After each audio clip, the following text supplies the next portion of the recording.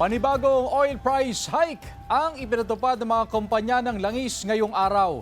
Makibalita tayo live kay Jasmine Gabriel Galban. Jasmine? Chris, dismayado ang transport sector sa ipinatupad na oil price hike ngayong araw ng iba't ibang kumpanya ng langis.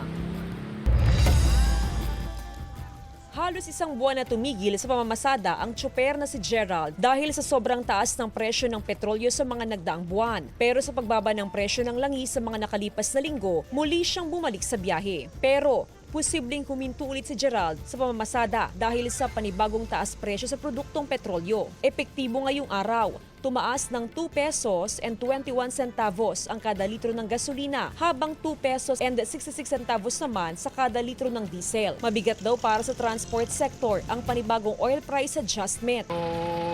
Nanganganin kami din naman umano dahil grabe tumaas na naman yung diesel. Sa monitoring ng One Pangasinan Transport Federation, balik pasada na ang nasa 90% o katumbas ng mahigit 1,000 jeepney driver sa Pangasinan. Kahit papaano ay nakatulong daw ang sunod-sunod na linggong oil price rollback sa diesel. Bagamat may halos 3 pisong pagtaas sa kada litro ng diesel ngayong araw, umaasa ang OPTF na babalik sa 55 pesos hanggang 60 pesos ang kada litro ng diesel sa bansa. Yung napag-usapan namin sa National Confederation of Transport Cooperatives, sana magkaroon kami ng price cap na 55 pesos. Tapos lahat ng mga ayuda, direkta na lang sa mga gasoline station na direktang ibabawas na lang para lahat kasi makatikim.